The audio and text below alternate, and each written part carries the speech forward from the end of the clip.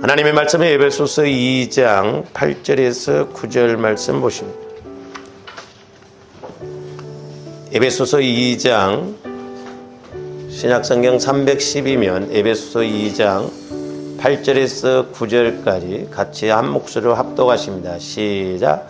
너희는 그 은혜에 의하여 믿음으로 말미암아 구원을 받았으니 이것은 너희에게서 난 것이 아니요 하나님의 선물이라. 행위에서 난 것이 아니니 이는 누구든지 자랑하지 못하게 함이라. 아멘. 지난 시간에 이어서 우리가 구원의 세 과정을 잘 알아야 되는데, 제가 이렇게 누구를 만나든지 상담을 해보고 대화를 해보면, 우리가 이렇게 구원받아 성화 과정을 이뤄나가는 것이 너무너무 중요하다라고 하는 것을 깨닫게 됩니다. 이번에 이제 캄보디아 가서 그 신학생들을 이렇게 가르치면서도 똑같아요. 옛날에는 구원에 확신이 없는 사람 손들어 보라고 그랬더니 그들도 나름대로 이제 목회자들이거든요. 시골서 뭐 목회를 하던 하는데 너무너무 안타깝고, 이번에 가서도 이렇게 이제 보면서 몇 사람을 제가 이렇게 기도를 해줘 보면서 느끼는 것이지만, 이 구원의 확신이 얼마나 중요한가. 그리고 더 나아가서 성화를 이루어나가는 것이 너무너무 중요하다는 것을 알 수가 있습니다. 제가 한국에서 이렇게 신앙생활하는 권사님들, 집사님들도 만나보면 그냥 종교적으로 믿는 사람들이 부지기수예요. 너무너무 가슴이 아파요. 그래서 저와 여러분들이 이번에 이 구원의 세 과정, 이게 없는 분들은 저 뒤에 있으니까 갖다가 이렇게 보죠. 그래서 이것을 절반으로 접어서 여러분들이 성경책에 꼭 두고 구원의 확신 속에서 신앙생활 하시기를 주님의 이름으로 축원을 드립니다. 그래서 제가 이번에도 이제 그 보혈에 관한, 예수 그리스도의 보혈의 능력에 대해서 이제 설교를 했는데 별로 관심들이 없어요. 제가 우리 한국에서도 마찬가지입니다. 보혈에 대해서 설교해도 별로 관심이 없고, 그 다음에 영적인 것에 대해서 설교를 해도 별로 관심이 없어요. 사람들이 왜 그러냐? 그냥 지식적으로 믿기 때문에 그렇거든요. 지식적으로. 그래서 이제 제가 이렇게 그 캄보디아 신학생들도 이렇게 기도를 이제 이렇게 몇 사람 하지만 통성 기도를 이렇게 시켜봤거든요. 이렇게 통성 기도를 시켜놓으면 전체적인 그 영적인 맥락이 좀 와지거든요. 우리 교회에서도 마찬가지예요. 여러분들이 성령 충만해서 통성 기도를 시키면 막 불이 타는 것처럼, 모닥불이 불이 타는 것처럼 활활활 그렇게 가는데, 여러분들이 마음이 그냥 뭐 죄성, 상처, 쓴뿌리로 해서 성화가 안 이루어지면 꼭 진짜 똥차 미는 것처럼 너무너무 힘들어요. 저는 여기가 아파버려요. 배가. 막 숨이 가쁘면서 너무 힘들거든요. 그래서 참 우리가 영혼 구원을 받아서 성화 구원을 이루어나가는 것이 얼마나 중요한가를 알 수가 있는데, 이제 지난 시간에도 말씀을 드렸습니다만은 우리 사람이라면 적어도 이 땅에서 두 가지를 꼭 해결하고 가야 된다라고 그랬어요. 첫째는 뭐냐면 어디에서 영원을 보낼 것인가, 즉 지옥에서 영원히 보낼 것인가, 아니면 천국에서 영원히 보낼 것인가. 제가 말씀드렸죠. 우리 넷째 큰아버지 그렇게 예수 믿고 돌아가시라고 해도 그 사촌들이 남매 회령개교를 믿는 바람에 끝까지 예수를 믿지 않고 돌아가셨는데, 그날 밤에 제가 꿈을 꿨는데 우리 큰아버지가 지옥에서 몸부림치면 뱀이 징징 감아가지고 있는데 거기서 빠져나오려고 몸부림치고 있다. 제가 꿈에서도 큰아버지 부르다가 말아.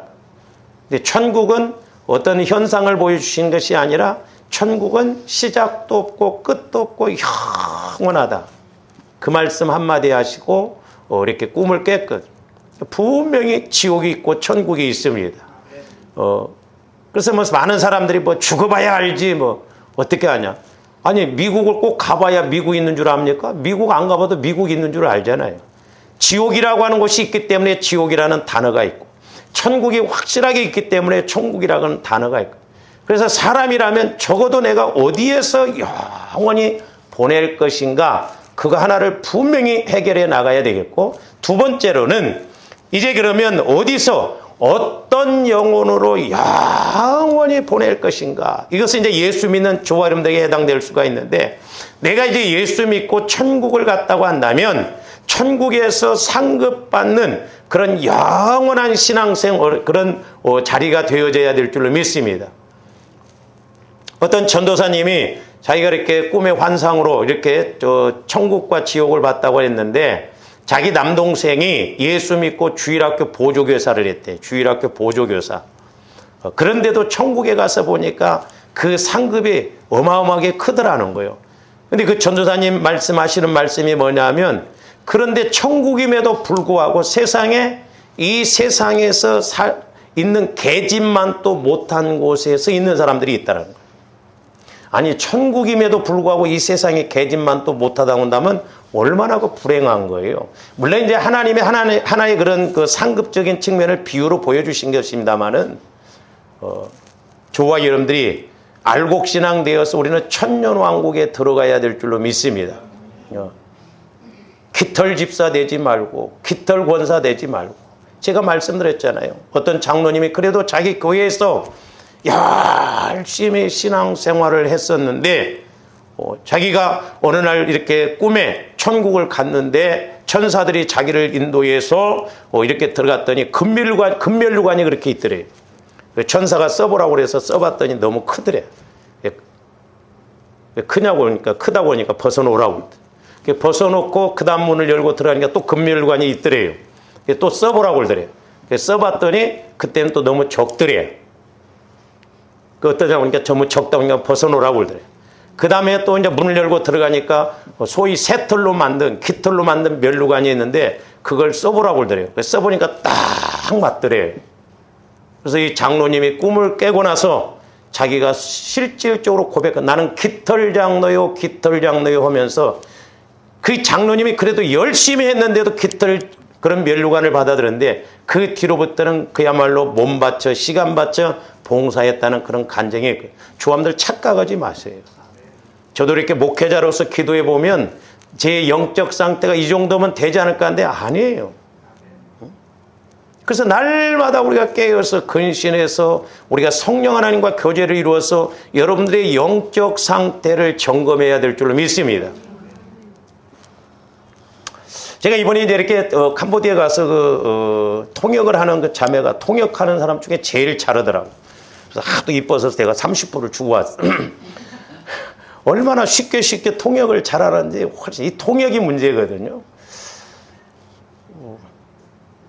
근데 그릇도 커요. 이렇게 보니까 제가 이렇게 영적으로 보니까 그릇도 크고.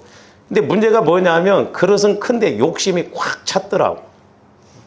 그래서 제가 잠깐 이렇게 기다리면서 상담을 좀 이렇게 잠깐 해줬는데, 이 캄보디아라고 하는 곳이 여러분들이 잘 아시는 대로 인터넷 들어가서 보면 1972년도인가 그때 폴포츠라고 하는 사람이 지식인들을 200만 명 이상을 죽여버렸어요.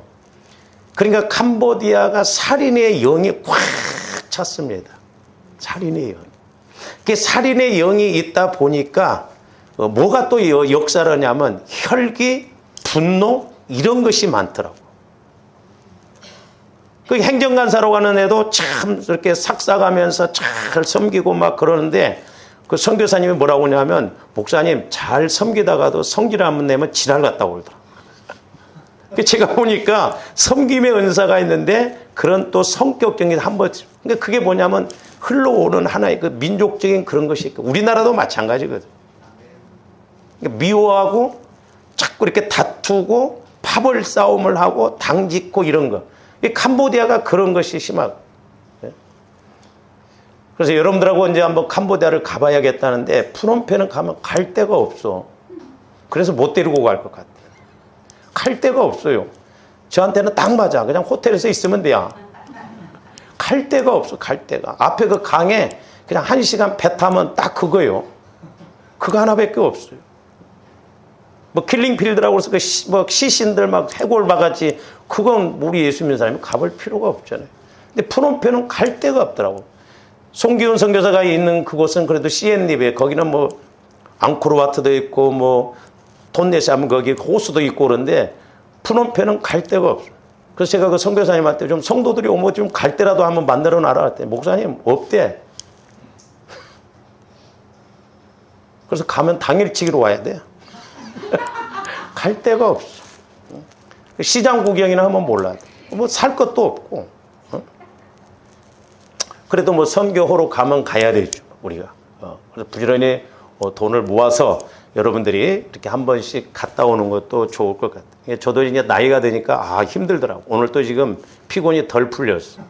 그래서 밤 비행기 탈 일이 아니에요.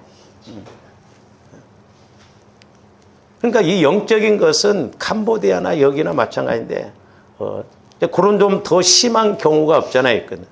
이게 문제는 뭐냐면 나중에 말씀을 드리겠습니다만 조원들이 신앙생활에 있어서 우리 마음의 성화 문제예요. 그러니까 이 성화가 얼마나 이루어지느냐. 다 나름대로 신앙생활 하거든요. 그러나 하나님이 100을 주셨으면 100을 나타내야 그 사람은 온전한 신앙생활이 되는 것이죠. 그리고 상급을 받게 되는 것이죠. 우리는 수직적으로 신앙생활해야지 상대적으로 신앙생활하면 안 됩니다. 그래서 이렇게 구원이라고 하는 것은 3번 받는 것이 아니라 제가 어떤 목사님에게 구원의 3과정을 딱 설명을 좀 이렇게 하려고 그랬더니 목사님은 구원을 3번 받아야 한다고 생각하십니까? 그래서 내가 끊었어요. 구원을 3번 받는 것이 아니에요. 어린아이가 태어났으면 그 다음에 이루어져야 할 것이 뭐예요? 자라나야 되잖아요. 자라나면서 또 자식 노릇도 하고 사람 노릇도 해야 되잖아요. 그리고 지할 일도 해야 되잖아요. 그러듯이 저와 여러분들이 영혼이 구원받았으면 분명히 성경에서 보면 구원의 3과정을 말씀하고 있거든요. 그래서 저는 이것을 구원은 3번 받는 것이 아니라 예수 그리스도 안에서 시제상으로 3과정을 거쳐야 된다라고 말씀드립니다.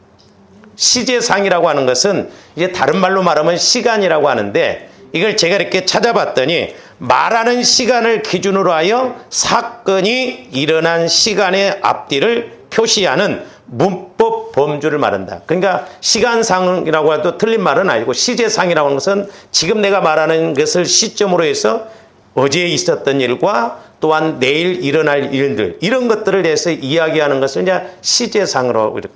그래서 우리가 범죄를 하면 알리바이를 이렇게 뭐 대야 된다고 그러잖아요. 뭐 됐고 어디서 뭐 됐고 이런 것. 그러니까 구원이라고 하는 것도 예수 그리스도 안에서 이렇게 3과정을 거치면서 가거든요. 그러니까 이것이 안 이루어지고 이걸 모르면 성도들도 헷갈려 합니다. 아니 목사님 뭐 야고보서에서는 행함이 없는 믿음은 죽은 믿음이라고 하는데 그래도 목사님들 설교 들어보면 구원은 믿음으로만 이게 구원의 3과정을 정확하게 설명을 안 해주니까 그래요. 그래서 조금더 기초적인 것, 기본적인 것을 확실하게 알아요. 그래서 저는 개인적으로 제가 이것을 인간적으로 만든 것이 아니고 성령께서 한 3달 동안 하나하나 그리기 위해서 만든 것인데 여러분들이 이 도표 하나를 가지고 기도하면 성령께서 말씀을 주신다고 한다면 저는 이 66권을 여기다 다 집어넣을 수가 있어요. 그래서 이게 너무너무 중요한 거예요. 이거.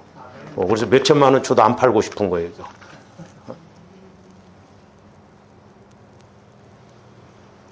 그래서 저와 여러분들이 구원받았으면 내가 이 땅에서 뿐만 아니라 장차 하나님 앞에 가서도 예수님 앞에 가서도 상급받을 일을 해야 된다 이 말이죠. 그래서 마태복음 25장에 보면 우리 예수님이 이 땅에 재림하실 때 심판하실 것을 크게 3 비유로 말씀하고 있는데 하나는 뭐예요? 10처녀 비유예요. 지혜로운 5처녀와 미련한 5처녀. 두 번째로는 달란트 비유예요. 달란트는 조함되게 주신 사명이 있어요. 주신 은사가 있어요. 주신 은혜가 있어요. 그러면 많이 준 자에게는 많이 요구한다고 그랬어요. 5달란트 받아서 4달란트 내놓고 2달란트 받아서 2달란트 내놓으면 현상적으로는 4달란트 내놓은 사람이 많이 내놓는 것 같지만 영적으로 보면 2달란트 받은 사람이 2달란트 내놓으면 그 사람이 훨씬 많이 내놓는 거예요. 그러니까 우리가 현상적으로 보면 안 돼요. 영적으로 점검해야 돼요. 왜? 하나님의 말씀은 영적인 보이지 않는 것을 말씀하기 때문에 그렇다. 근데 오늘날 우리는 눈에 보이는 자꾸 현상적인 걸 따라가거든요. 그 다음에 이제 염소 비유가 나오죠. 양과 염소 비유는 거기 뭐 이제 가난한 자들에게 뭐 안 도와준 것이 곧 나에게 하는 것인데 저는 그것을 어떻게 이렇게 적용하냐면 그건 가난한 사람들을 우리가 구제를 안 해서 그런가? 그게 아니라 얼마만큼 네가 내 사랑으로 대하냐 이 말이죠. 가난한 사람 다 못 도와요. 우리가 주변에 널려 있습니다. 얼마만큼 내가 주님 사랑으로 신앙생활을 하고 영혼을 살리고 영혼을 돌봤느냐 그거예요. 그런데 이제 은사, 달란트와 이런 사랑은 조원들이 이 기름 부음이 있어야 돼. 늘 성령의 인도를 받아요. 그래서 미련한 처녀, 지혜로운 처녀 이 다섯 처녀들에 대한 비유가 확실하게 인식이 돼야 되는데 그 말씀에 대해서 우리가 마태복음 25장 1절에서 13절까지 한번 보셔요. 그 말씀 마태복음 25장. 그때의 천국은 마치 등을 들고 신랑을 맞으러 나간 열 처녀와 같다네. 그러니까 우리 예수님 저와 여러분들 나중에 천년왕국으로 인도하기 위해서 예수님 분명히 신랑으로서 재림을 하십니다. 이 땅에. 그 중에 다섯은 미련하고 다섯은 슬기는. 그러니까 다섯은 미련하고 다섯은 슬기롭다. 지혜롭다 이 말이에요. 제가 말씀드렸죠. 잠언서의 영적인 4대 저주가 나오는데 첫째는 교만한 것이요. 두 번째로는 미련한 것이요. 세 번째로는 어리석은 것이요. 네 번째로는 무지한 것이라. 그래서 교만하고 어리석고 무지하고 미련한 이 단어가 많이 나와요. 조합인데 미련하면 안 돼요. 영적으로 미련하면 안 됩니다. 우리가 육신적으로 지식적으로 좀 미련하다 할지라도 영적으로 미련하면 안 돼요. 우리가 세상에서도 뭐 하다가 안 되면 이 미련한 곰탱아 막 그러잖아요. 모른다 이 말이에요. 우리 영적으로는 똑똑해야 될 줄로 믿습니다. 할렐루야. 그러면서 뭐라고 써요? 미련한 자들은 등을 가지되 기름을 가지지 아니하고. 잘 보세요. 등은 가졌는데 등 속에 기름은 있어요. 등이 있기 때문에 지금은 불을 켜고 있잖아요. 그 등은. 근데 여유불의 기름을 안 가졌다 이 말이에요. 저는 이제 미련한 다섯 처녀들 영혼 구원은 받았다고 해석을 합니다. 저는. 왜? 거기 보면 등이 있고 기름이 있기 때문에. 근데 이 사람들은 뭐냐? 오늘날로 말하면 내가 예수 믿어 죽으면 천국 간다라는 그 믿음은 가졌는데 평상시에 기름과 같은 성령의 인도를 통해서 내가 복받을 일, 상급받을 일을 해야 되는데 안 하는 사람들을 말하는 거예요. 그러니까 영혼은 구원 받았어요. 근데 상급이 없어.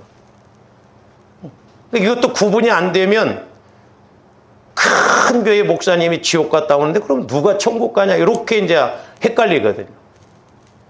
근데 천년왕국도 이렇게 정확하게 이스라엘 7대 절기로 풀어가면 중요해요. 그 정확합니다.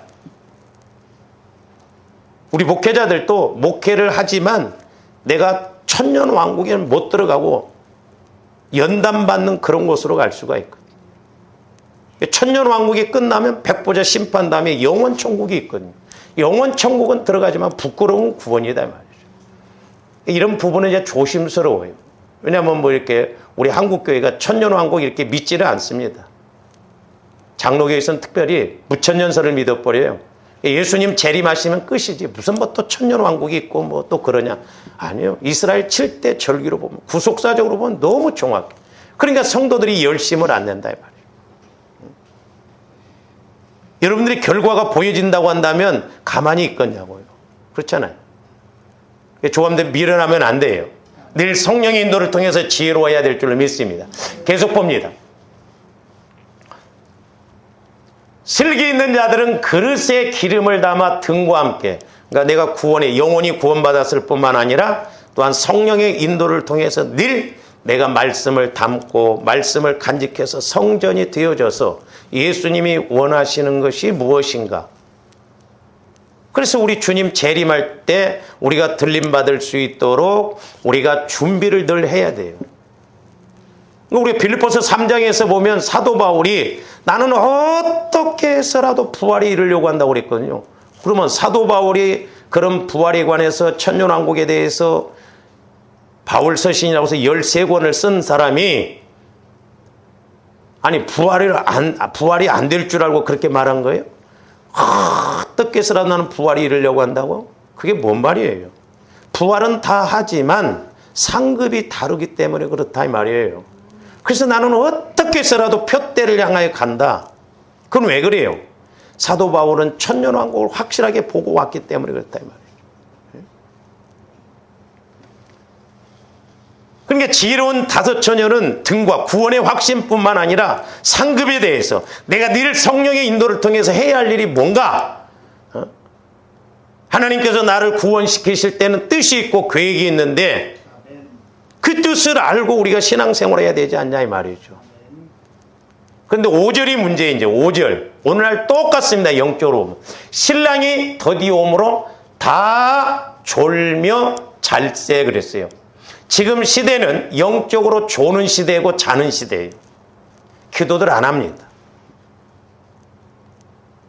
여러분들 육신적으로도 졸지 마세요. 나는 바울 못돼. 바울이 설교니까 유두고가 3층에서 떨어졌는데 바울은 살려냈어. 나는 못 살려내.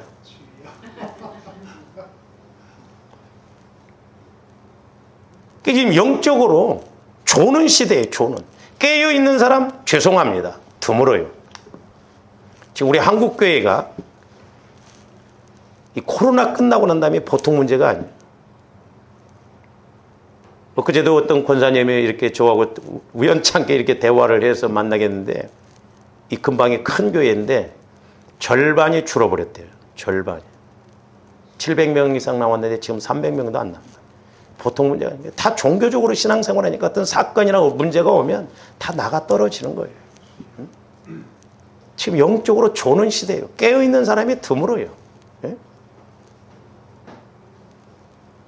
여러분들도 한 5일 동안 라이브톡으로 이렇게 안 하고 집에서 그냥 하니까 좋죠. 그러니까 한 5일 자고 나니까 오늘 아침에 이렇게 라이브톡을 보니까 5명인가 밖에 안 들어왔더라고. 예? 이게 무서운 거예요. 그래서 제가 자꾸 교회를 안 비우려고 한 게 그거예요. 여러분들 조금만 하면 그냥 쳐져버려 금방. 예? 깨어 있어야 된다니까요. 젊다고 해서 막 새벽기도 하고 늙었다고 해서 새벽기도 하는 게 아니에요. 영적인 힘이 있어야 돼요. 힘이 없으니까 안 된다. 그리고 습관이 들어야 돼요. 예?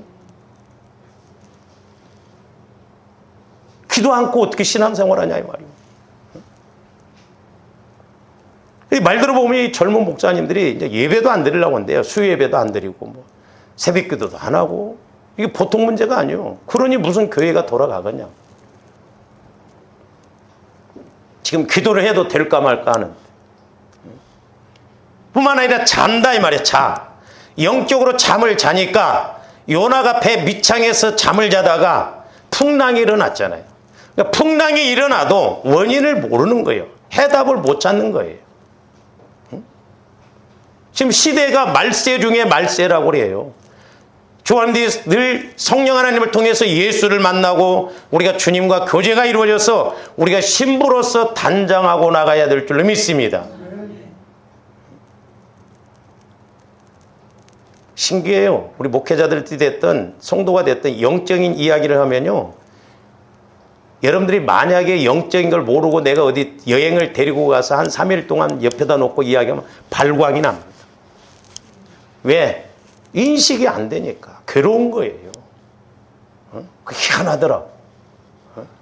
왜? 대립이 되니까 그렇거든요. 충돌이 일어나요. 근데 밤중에 소리가 나되 보라 신랑이로다 맞으러 나오라 하매 이에 그 처녀들이 일어나 등을 준비할세. 다 10처녀가 이제 신랑이라고 하니까 등을 준비해서 신랑을 맞이하잖아요. 계속 봅니다. 이제 저런 말씀들이 여러분들이 기도하면서 현장감 있게 영적으로 인격적으로 사실적으로 인식이 되어져야 이게 보통 문제가 아니구나 이런 생각이 들거든요. 그러니까 인식하는 것이 중요해요. 제가 늘 강조를 하잖아요. 그러니까 인격적으로 인식이 안 되기 때문에 귀로만 듣고 그런가 해버리거든요. 그래서 제가 오죽했으면 여러분들 나중에 뭔 일 터지면 그럴 줄 몰랐습니까 집사님 그렇게 질문해 본다고 그랬잖아. 응? 인지 알았냐 이 말이요. 응?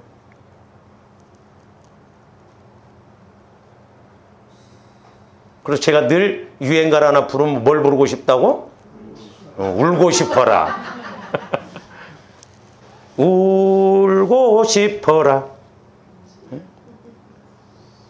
그 왜 그러냐면 또 한편으로는 제가 뭣도 모르고 옛날에 하나님 나는 예레미야 선지자와 같은 목사가 되겠습니다. 이 예레미야서를 읽어보니까 아이고 내가 요즘 바꿔달라고 그래. 예레미야 선지자는 눈물의 선지자라고 그래. 울어야 돼. 어디를 가도 맨 울어야 돼. 그게 힘들어였다면서. 차라리 모르는 게 좋겠는데, 안 보여지면 좋겠는데 보여지니까 괴로워대로. 미련한 자들이 슬기 있는 자들에게 이르되 우리 등불이 꺼져가니 너희 기름을 좀 나눠달라 하거늘. 내 뭐다고? 배짱이처럼 평상시에 막 그러다가 막상 이제 주님 딱 재림하니까 신랑을 맞이할 조건이 안 돼 있잖아요. 깨어 있어야 돼요. 몸부림쳐야 됩니다, 여러분들이. 예? 물질이 됐든 뭐가 됐든 몸부림쳐야 돼요. 그냥 되는 게 아니에요. 슬기 있는 자들이 대답하여 이르되 우리와 너희가 쓰기에 다 부족할까 하노니 차라리 파는 자들에게 가서 너희 쓸 것을 사라 하니. 계속 봅니다. 그들이 살아간 사이에 신랑이 오므로 준비하였던 자들은 함께 혼인잔치에 들어가고 문은 닫힌지라 그랬어요. 근데 11절 그 후에 남은 처녀들이 와서 이르되 주여 주여 우리에게 열어주소서. 12절 대답하여 이르되 진실로 너희에게 이르노니 내가 너희를 알지 못하노라 하였느니라. 알지 못한다는 거. 그래서 제가 말씀드렸어요. 안다는 건 지식적으로 아는 것을 말하는 게 아니에요. 안다는 건 내가 성령 하나님을 통해서 인격적으로 알아가야 된다고 그랬어요. 제가 저번에 사모님들 왔을 때도 그 이야기를 좀 강조를 했는데, 조금더 윤석열 대통령에 대해서는 잘 알죠. 근데 윤석열 대통령은 나는 모릅니다.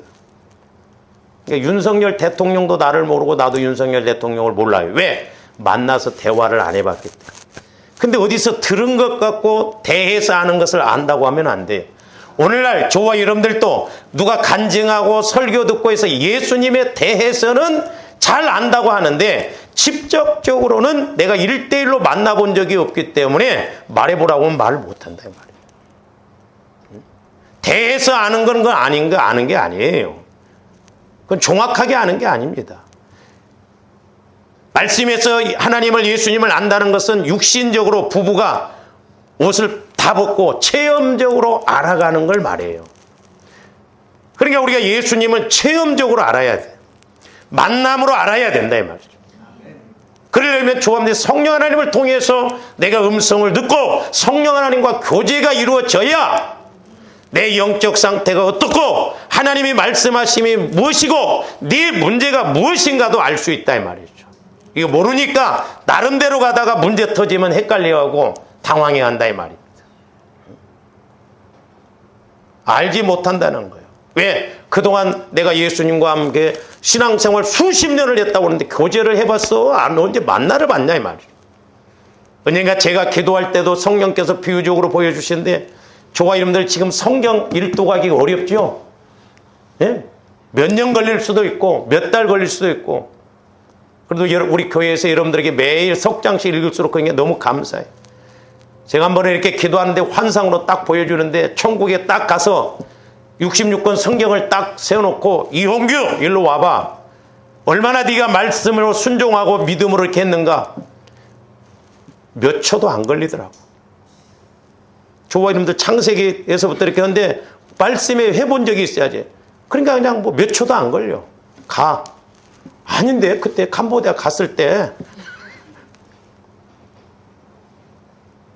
오해하면 안 돼요.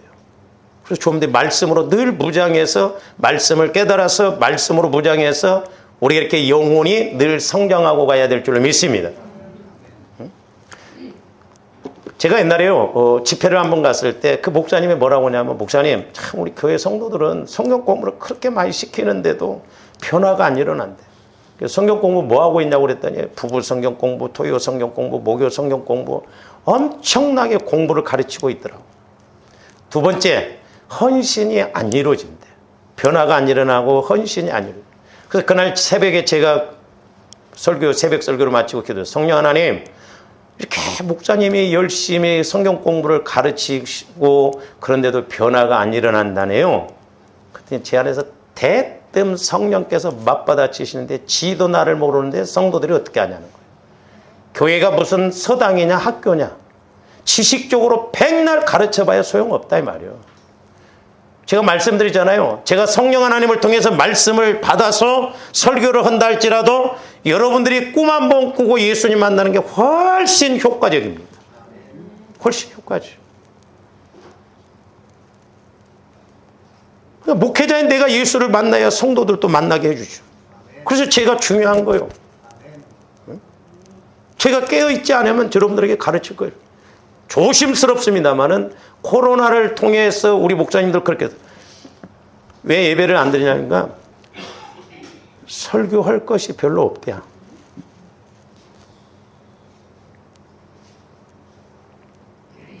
그 소리가 그 소리인 것 같고 오후 예배도 지금 다 없어집니다.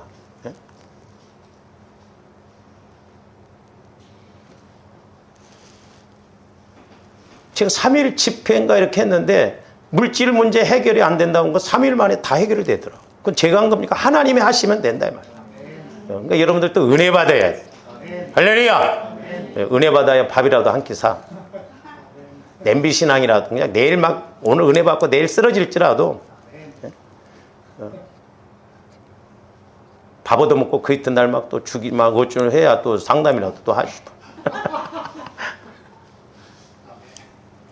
그러면서 중요한 게 뭐냐면 그런즉 깨어 있으라는 거예요. 깨어 있으라. 그날과 그때를 알지 못하느니라. 물론 지금은 말세 중에 말세라고 합니다. 지금 세상 돌아가고 세계 돌아가는 것 보면 예수님이 재림하실 때가 가까운 건 사실이에요. 옛날에도 제가 기도할 때 거룩한 곳에 가증한 것이 쓰거든 내 때가 가깝다는 걸 아는데 저는 거룩한 곳에 가정한 것이 우리 하나님이 만든 기관은 교회하고 가정입니다. 유럽은 가정이 다 깨져요 지금. 우리 한국도 그렇습니다. 하나님이 만든 기관이 무너져 버리고 이제 쓸 자리가 없다면 마지막 때지 않나 싶어요. 교회도 하나님이 세우신 기관인데 교회가 무너지고 지금 이슬람은 난리잖아요. 더 이상 이제 뭐 못한다고 하면 우리 주님 재림하셔야 돼요. 참 이번에 제가 이렇게 가면서 비행기를 타고 가면서 그 제 옆에 이렇게 타신 분이 연세가 좀 있으시고 제 앞에도 이렇게 보니까 주변에 연세가 많으신 분들이더라고요. 근데 이제 가면 입국 신고서를 쓰는데 이 나이 드신 분들이고 처음 가니까 못 써. 한글로 막 쓰고 그러더라고. 그래서 제가 이제 몇 번 갔다 오기 때문에 가르쳐주고 혹시 어떻게 캄보디아를 가? 그러니까 프놈펜은 거기가 보면 예수 믿는 사람들이 갑니다. 여행 갈 곳은 못 돼. 근데 저기 영등포에 큰 교회가 있는데 거기에서 막 이렇게 초청을 해서 했는데 꽤 많이 왔대요. 근데 5명 이상 전도하는 사람들은 교회에서 공짜로 여행을 보내줬대. 선교 여행. 가지고 캄보디아, 필리핀, 태국. 근데 자기들 30명이 왔다고 하는데 연세 드신 분들이 많더라고. 그래서 내가 프놈펜에 별로 볼 것이 없다 하는데 그 옆에 젊은 목사가 또 내 옆에 이렇게 다 젊은 목사라고 그러더라고. 근데 프놈펜에서 송기훈 선교사가 있는 시엔립으로 간대. 그래서 와, 그 버스로 6시간 간다는데 어떻게 가냐고 그랬더니 갔다가 이렇게 온대. 그러니까 올 때도 보니까 이제 우리 같은 비행기를 탔거든. 한편은 부럽고 도전이 되고 부끄럽고 그러더라고.